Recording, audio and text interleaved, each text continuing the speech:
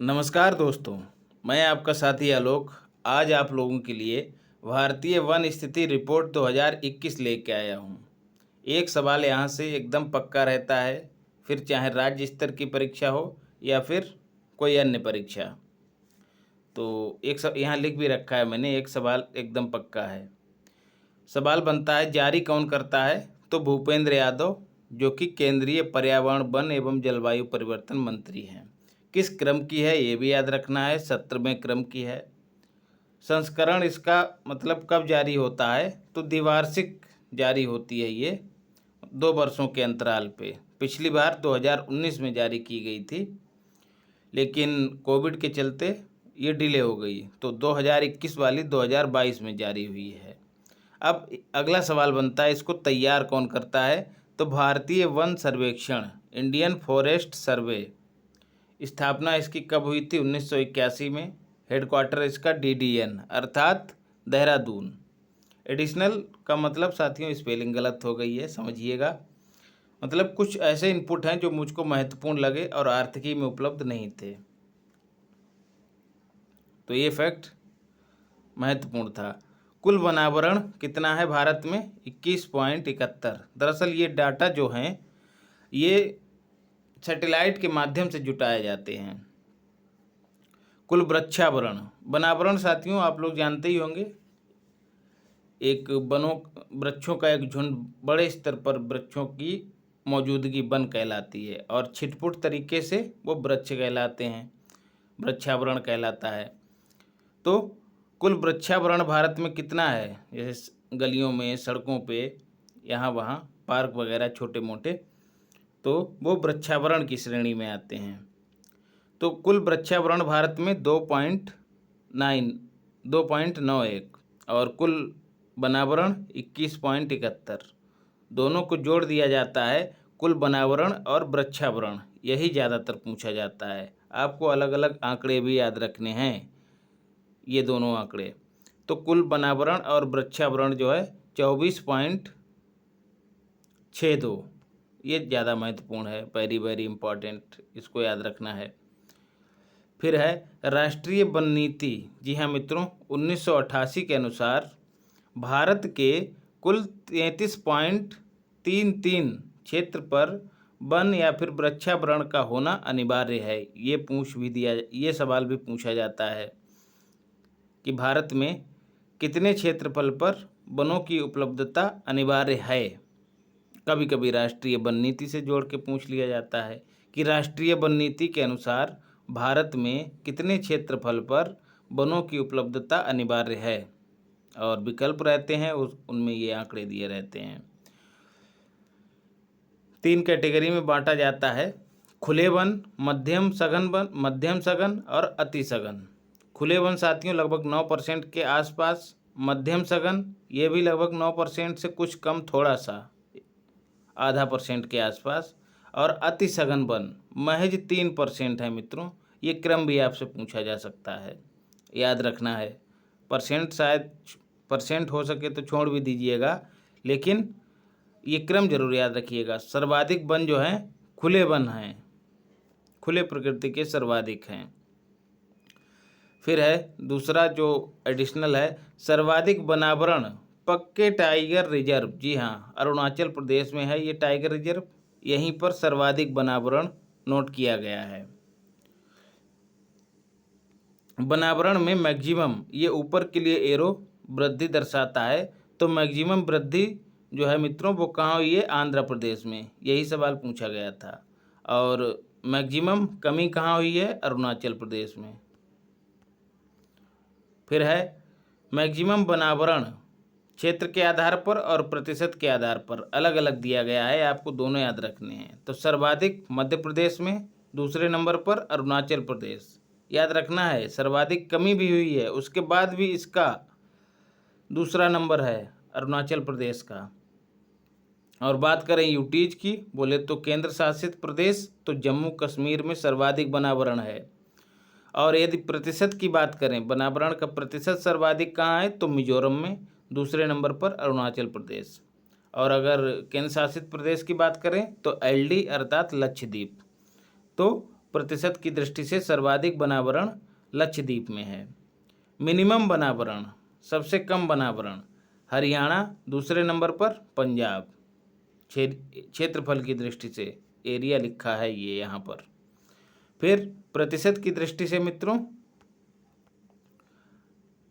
फिर से हरियाणा और पंजाब ही है, तो याद करने के लिए सरल हो गया।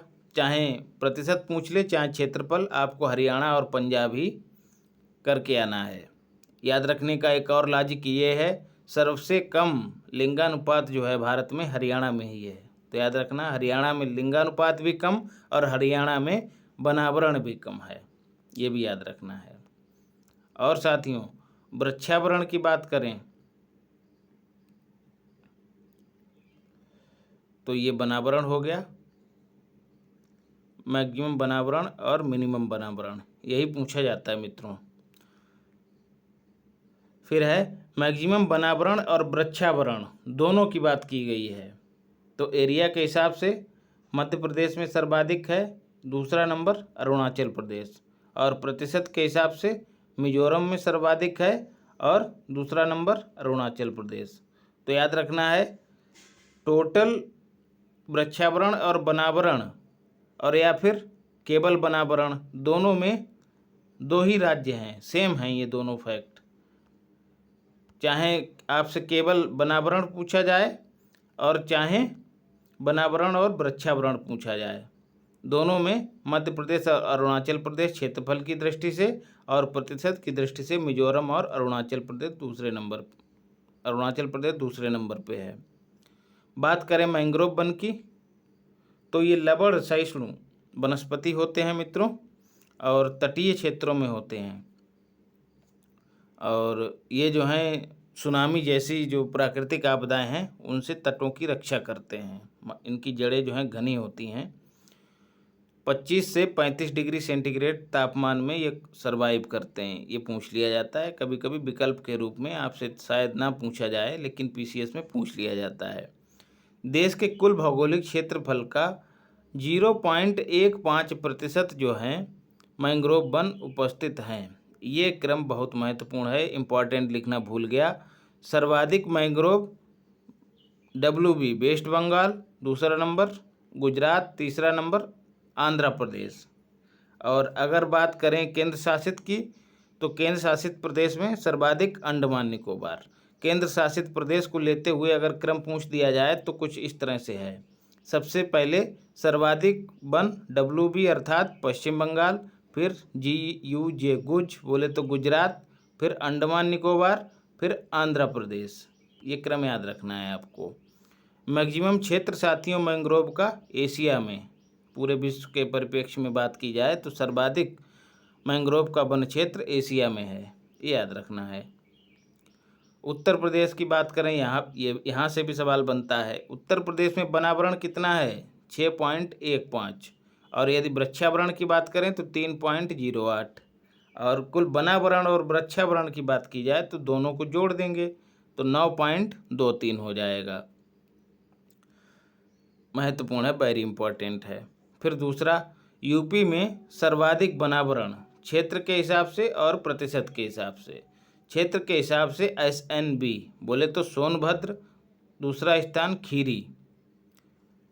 क्षेत्रफल के हिसाब से लखीमपुर खीरी। और एक सवाल और बनता है कि सबसे बड़ा यूपी का जिला जो है वो भी लखीमपुर खीरी है।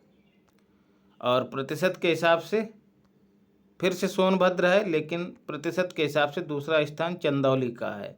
चंदौली को उत्तर प्रदेश में धान का कटोरा कहते हैं, ये भी याद रखना है, चावल का कटोरा। बात करें सबसे कम वनावरण मिनिमम वनावरण की, तो क्षेत्र के हिसाब से भदोही में सबसे कम है और दूसरा नंबर मऊ का है। और प्रतिशत के हिसाब से भी भदोही में सबसे कम है, दूसरा नंबर मैनपुरी का है। दूसरा वाला बिरले ही आपसे पूछा जाएगा, लेकिन पहला वाला जरूर याद रखिएगा, और इसमें कोई बड़ी बात नहीं है, गूलर का फूल नहीं है, याद रखना। सोनभद्र में सर्वाधिक है वनावरण और भदोही में सबसे कम है, चाहे प्रतिशत में पूछ लिया जाए चाहे क्षेत्रफल में, याद रखिएगा।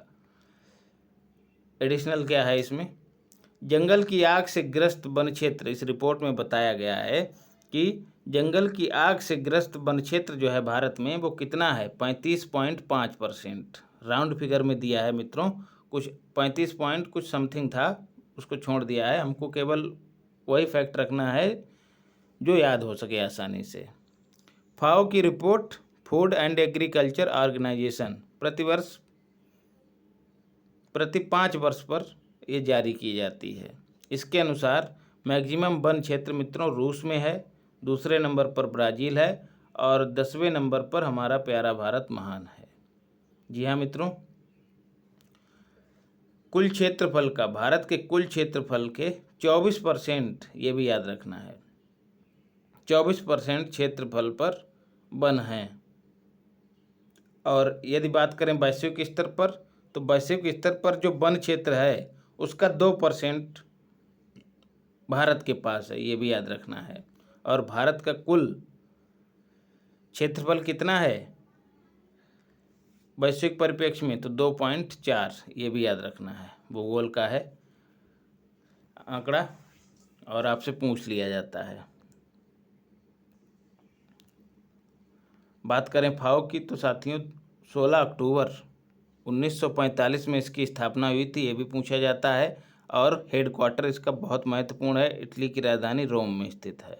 16 अक्टूबर को ही प्रतिवर्ष विश्व खाद्य दिवस के रूप में मनाते हैं। अब बात करते हैं जंगलों में कुल कार्बन स्टॉक की। सबसे पहली बात, कार्बन स्टॉक क्या है? कार्बन स्टॉक साथियों उत्सर्जित कार्बन की वह मात्रा है जिसे वातावरण से अलग रख लिया जाता है निकाल के, मतलब उसको मान लिया जाता है कि इतनी जो कार्बन है उसका स्टॉक जो है पैदा हुआ है। तो उस कार्बन स्टॉक को जो है स्टोर इन फॉरेस्ट इकोसिस्टम, जो जंगलों का पारिस्थितिक तंत्र है उसमें उनको स्टोर किया जाता है। अब ऐसा नहीं कि वातावरण से खींचा और झोले में भरा और जाके जंगल में छोड़ा है, नहीं मित्रों, एकदम इसके उलट है प्रक्रिया। क्या करना है, ऐसा माना जाता है कि इतनी कार्बन जो है वातावरण से अलग हो गई है, इकट्ठी हुई है, उत्सर्जित हुई है 7200 मिलियन टन, ठीक है। अब इसको स्टोर करना है कहाँ, फॉरेस्ट में। तो झोला उठा के उड़ेल नहीं देना है वहाँ, क्या करना है, इसको जो है न्यूट्रल करने के लिए उतने ज़्यादा फॉरेस्ट लगाने हैं, पेड़ लगाने हैं। तो कुछ इस तरह से यह अवधारणा रहती है। तो जंगलों में कुल कार्बन स्टॉक इस बार 7200 मिलियन टन है, राउंड फिगर में दिखाया है मैंने। तो एक आध नंबर इधर उधर हो तो उसको छोड़ दीजिएगा, 7200 करके आएंगे सही रहेगा। और इतना ही आप कर ही जाएंगे, विकल्प में रहेगा तो। बात करें कृषि संगणना की, पहला चरण है ये 15-16 का, 2015-16 में हुई है। दो क्रम इसका कौन सा है, 10वां है। इसके अनुसार मित्रों किसान जो हैं 1 2 3 4 5 श्रेणियों में बांटे गए हैं। सीमांत, लघु, अर्ध मध्यम, मध्यम और बृहद। बहुत महत्वपूर्ण है, लेखपाल वाले विशेष रूप से याद रखें। और ये संगणना जो है 10वें क्रम की है और 5 वर्ष पर आयोजित होती है। तो पिछली बार 2010 और 11 में हुई थी, तो ये 10वें क्रम की है। सीमांत किसान जिनके पास भूमि 1 हेक्टेयर से कम है, 1 हेक्टेयर में मित्रों 15 बीघा होते हैं। हो सकता है क्षेत्र के हिसाब से आपको परिवर्तन मिल जाए, हमारे इधर तो यही होता है, 1 हेक्टेयर में 15 बीघा, बोले तो 2.5 एकड़ रहता है। लघु किसान कौन से होते हैं, जिनके पास भूमि 1 हेक्टेयर से 2 हेक्टेयर के बीच होती है। अर्ध मध्यम कौन से, जिनके पास 2 हेक्टेयर से 4 हेक्टेयर के बीच होती है। मध्यम के पास कौन से होते हैं, जिनके पास 4 से 10 हेक्टेयर होती है भूमि। और बृहद किसान की बात करें तो 10 हेक्टेयर से अधिक वाले जो किसान हैं, जिनके पास 10 हेक्टेयर से अधिक भूमि है, वो बृहद किसान की श्रेणी में आते हैं। मित्रों 95% से ज़्यादा किसान यही हैं। कौन से? बृहद किसान, याद रखना है। क्रियाशील जोतों का आकार। अब बात करें क्रियाशील जोतें होती क्या हैं साथियों? ऐसी भूमि रखने वाले किसान, मतलब ऐसी भूमि जिस पे आसानी से फसल को पैदा किया जा सके। तो ऐसी जोतों का आकार सर्वाधिक कहाँ है? देखिए यहीं पर आप खेला खेलेंगे। सर्वाधिक नागालैंड में है और सबसे कम कहाँ है? केरल में। तो हमेशा केरल ज़्यादातर जो है नंबर 1 पे रहता है, वहाँ ये इस मामले में सबसे नीचे है। सबसे कम कहाँ है जोतों का आकार? केरल में। मतलब भूमि जो है प्रति व्यक्ति सबसे कम किनके कहाँ है, किस राज्य के किसानों के पास है? तो वो है केरल। यूपी में साथियों कितना है क्रियाशील जोतों का आकार? 0.73, 0.73, बहुत महत्वपूर्ण है। क्रियाशील जोतों की संख्या में सर्वाधिक वृद्धि 12.5% हुई है लगभग। और सब हुई कहाँ है, किस राज्य में सर्वाधिक? तो ये भी याद रखना है, एमपी में हुई है। 20वीं पशुधन गणना के अनुसार देसी नस्ल, मवेशियों की देसी नस्ल भारत में कितनी है? 74% देसी नस्ल के हैं और विदेशी नस्ल के कितने हैं? 26%। ये भी याद रखना है आपको। और देसी नस्लों में साथियों भैंसों की अगर श्रेणी ली जाए, भैंसों की श्रेणी ली जाए तो उसमें मुर्रा जो नस्ल है वो सर्वाधिक है। ऐसे ही बकरियों में ब्लैक बंगाल भी सर्वाधिक है। और अगर कुक्कुट की बात की जाए तो असील नस्ल सर्वाधिक है। फिर बात करें कृषि क्षेत्र में अर्थव्यवस्था में मैक्सिमम योगदान किसका है? तो डेयरी उद्योग का है साथियों। और कितना है अर्थव्यवस्था में योगदान? 5%। ये भी याद रखना है। सारे आंकड़े जो हैं अति महत्वपूर्ण हैं। दुग्ध उत्पादन में साथियों भारत जो है पूरे विश्व में 23% योगदान देता है, ये भी याद रखना है। और पूरे विश्व में दुग्ध उत्पादन में भारत प्रथम स्थान पर है। और दूसरा स्थान किसका है पता होना चाहिए आपको? यूएसए का है। मक्का उत्पादन में इसका स्थान प्रथम है यूएसए का। तो मक्का ज़्यादा खाते हैं जानवर यहाँ के और दूध ज़्यादा देते हैं। दुग्ध उपलब्धता प्रतिदिन के हिसाब से कितनी है भारत में? 427 ग्राम, ये भी पूछ लिया जाता है। और यूपी में भी लगभग 400 के आसपास है, 400 ग्राम के आसपास, ये भी याद रखना है। प्रति व्यक्ति दाल की उपलब्धता मित्रों 45 ग्राम है 2021 के आंकड़ों के अनुसार। प्रति व्यक्ति बिजली की उपलब्धता 23 किलोवाट घंटा, 223 किलोवाट घंटा, ये भी याद रखना है। विश्व निवेश रिपोर्ट जो कि अंकटाड जारी करता है उसके अनुसार भारत में जो प्रत्यक्ष विदेशी निवेश जो एफडीआई आया है, और वैश्विक परिप्रेक्ष्य में बात करी जाए तो भारत जो है प्रथम स्थान पर रहा है। भारत जो है 5वें स्थान पर रहा है। प्रथम स्थान पर अमेरिका रहा है एफडीआई अपने देश में लाने के स्थान पर, लाने के मामले में। यूपी में मैक्सिमम दूध देने वाली गाय साहिवाल। भारत में मैक्सिमम दूध देने वाली गाय गिरी गाय। और पूरे विश्व की बात करें तो पूरे विश्व में सर्वाधिक दूध देने वाली गाय होल्स्टीन फ्रीजियन। और दूध की रानी किसे कहा जाता है? सानेन बकरी को। सारे फैक्ट जो हैं महत्वपूर्ण हैं।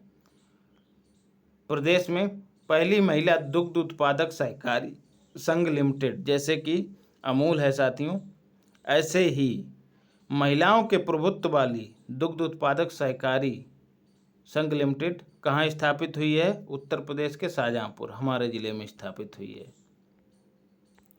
साथियों सारे महत्वपूर्ण बिंदु मैंने आपको उपलब्ध कराए हैं। कुछ लोगों को लगता है कि इतने सारे फैक्ट याद रखना मतलब कैसे याद रखें, तो साथियों एक बात और आपको देखनी है कि ये जो फैक्ट हैं एकदम गागर में सागर प्रकृति के हैं।